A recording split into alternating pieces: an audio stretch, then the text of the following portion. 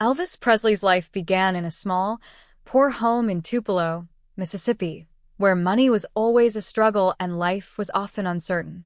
He was born in 1935 and grew up in a family that had to work hard just to survive. His twin brother was stillborn, and that loss became part of the emotional shadow that followed Elvis from the very beginning of his life.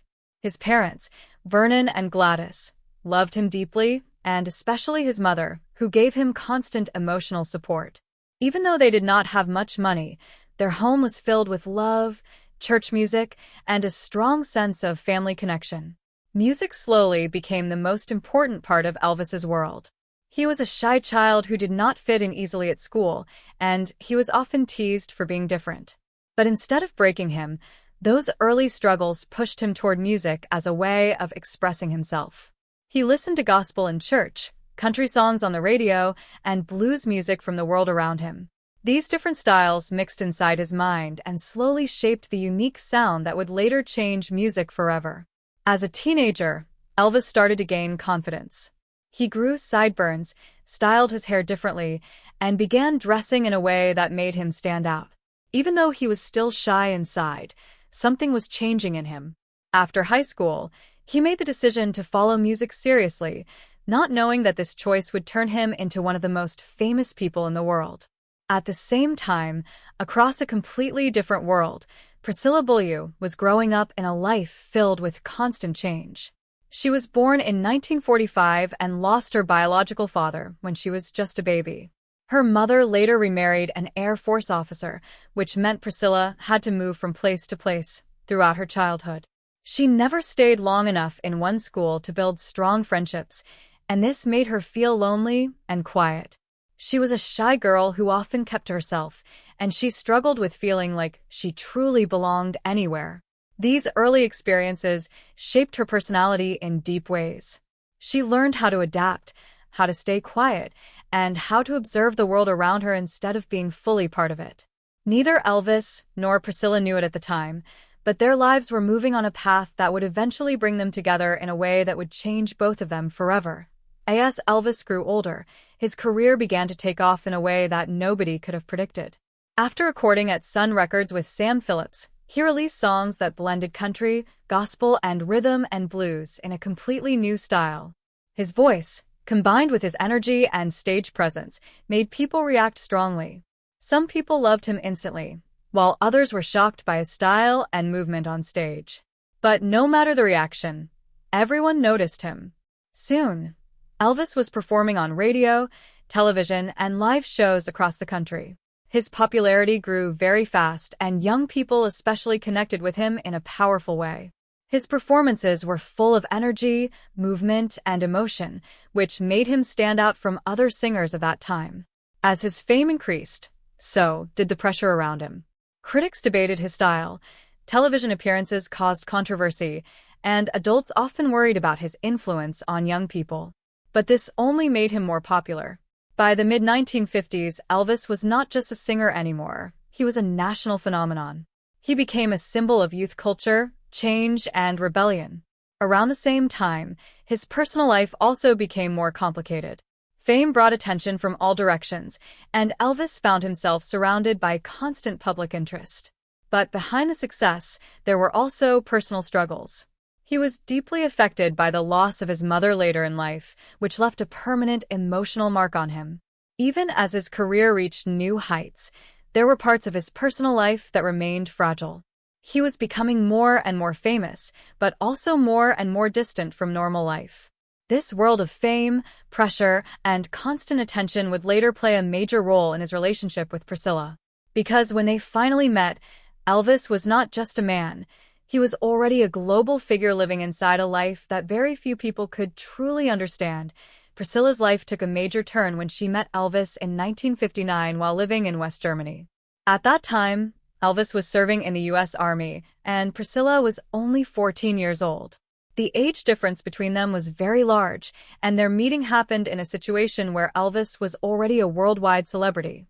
Priscilla, on the other hand, was still a teenager trying to adjust to life in a military family overseas.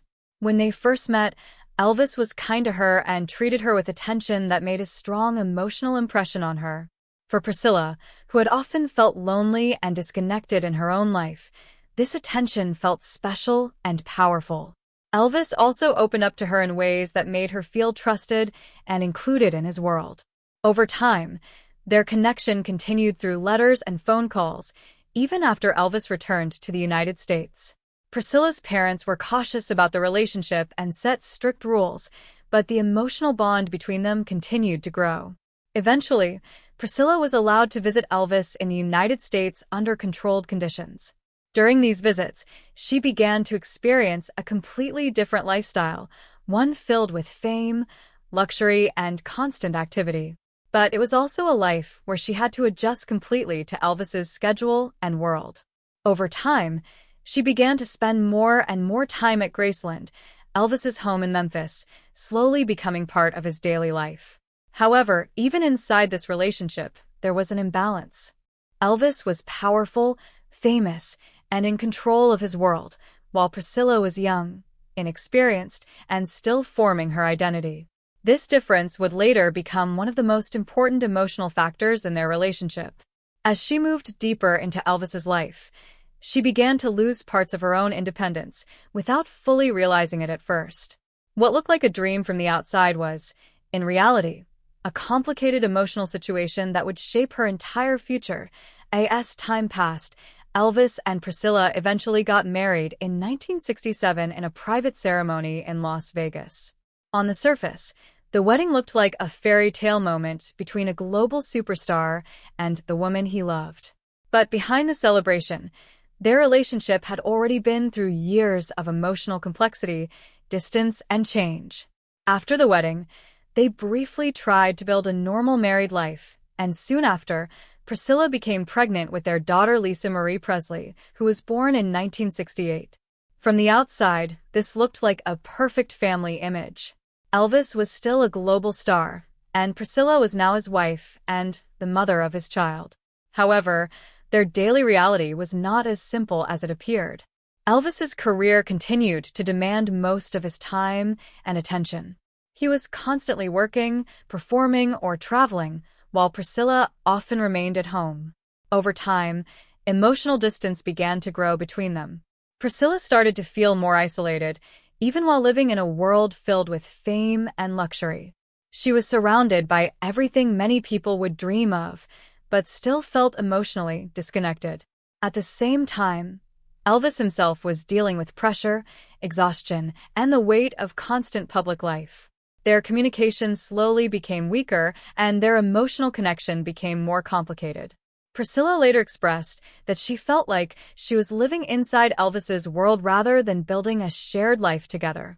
This imbalance created deep emotional strain in the marriage.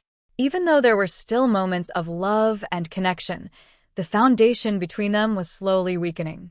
By the early 1970s, it became clear that their relationship was no longer the same as it once was, and both of them were beginning to move in different emotional directions. In 1972, Elvis and Priscilla separated, and their divorce was finalized in 1973. Even though the marriage ended, their emotional connection did not completely disappear. They continued to share their daughter and remained in contact over the years.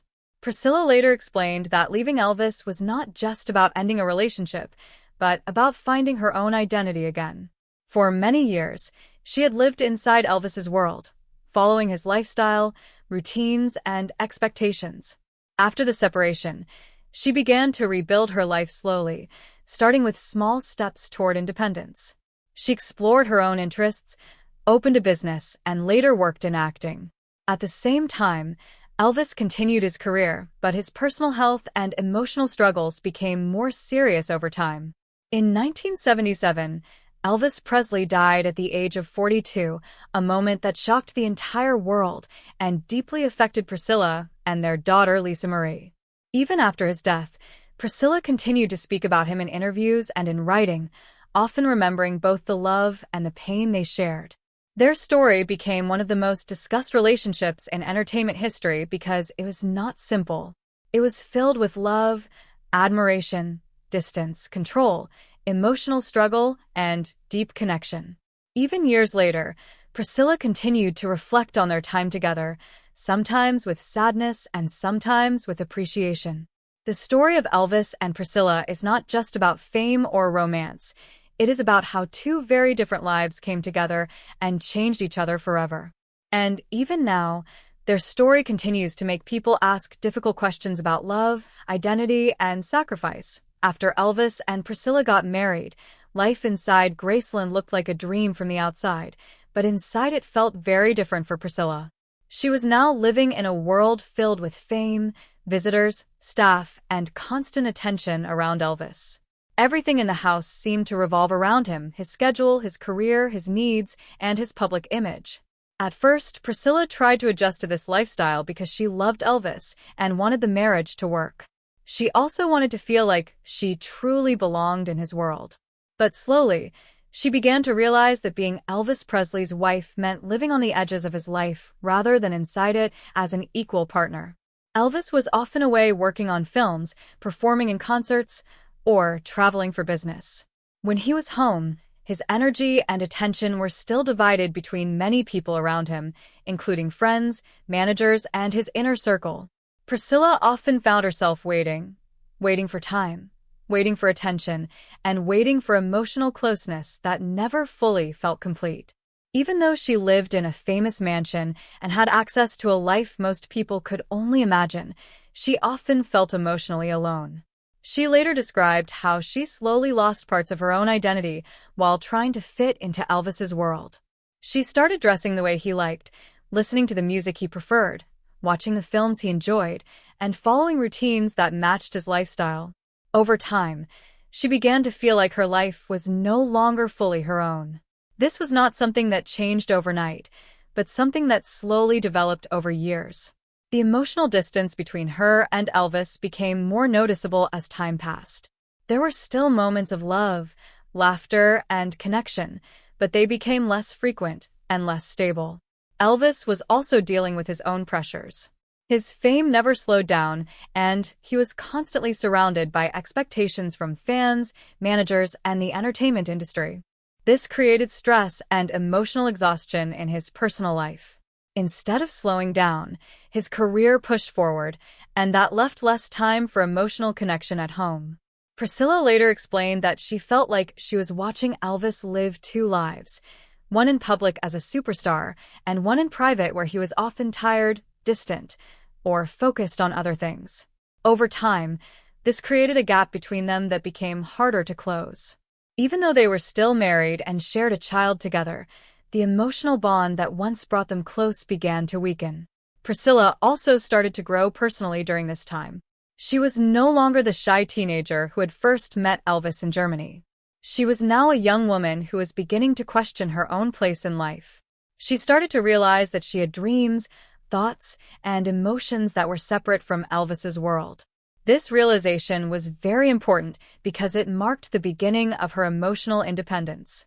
However, it also created tension in the marriage because the more she discovered herself, the more she felt the imbalance in their relationship. Elvis remained a powerful figure in her life, but he was not always emotionally present in the way she needed. This growing emotional distance did not mean they stopped caring for each other, but it did mean that their relationship was changing in ways that neither of them fully controlled. The dreamlike image of their marriage slowly started to fade, replaced by a more complicated reality that neither fame nor love could fully fix. As the years went on, the emotional gap between Elvis and Priscilla became harder to ignore. What once felt like a strong and exciting connection slowly turned into a relationship filled with distance, silence, and emotional confusion. They were still legally married and still shared a life in the same home, but in many ways they were no longer living the same emotional reality. Elvis's life remained extremely busy. He was constantly moving between concerts, recording sessions, and film projects. When he was not working, he was often surrounded by his close circle of friends and staff, which made it difficult for Priscilla to have private time with him. She often felt like she was part of his life schedule rather than part of his emotional world. At the same time, Elvis was dealing with his own struggles. The pressure of fame, the exhaustion from nonstop work, and the emotional weight of being constantly in the public eye affected his mood and energy at home. This created a situation where even simple communication between them became less natural. Conversations that once felt easy now felt distant or incomplete. Priscilla later explained that she often felt unseen, not because Elvis did not care about her, but because he was mentally and emotionally pulled in so many directions at once. Over time, she began to understand that the life she had stepped into as a teenager was not the same life she now wanted as an adult. She had grown older, more aware, and more independent in her thinking. She began to ask herself difficult questions about who she was outside of Elvis's world. This was not a sudden decision, but a slow emotional awakening that developed over time. She started to realize that love alone was not enough to hold a life together if the emotional connection was no longer balanced. Even though she still cared deeply for Elvis, she could no longer ignore the feeling that she was losing herself. Elvis, on the other hand, also cared for her in his own way, but he struggled to fully understand the emotional changes happening in their relationship. He was used to being the center of attention in every part of his life, and the idea that someone close to him might feel disconnected was difficult to fully recognize. This difference in emotional awareness created more distance between them. By the early 1970s, Priscilla made the painful decision that she could no longer continue living in the marriage the same way. She did not leave because of one single moment, but because of years of emotional buildup that slowly reached a breaking point. The decision to separate was deeply emotional for both of them. It was not a dramatic ending filled with anger, but a quiet realization that their paths had changed.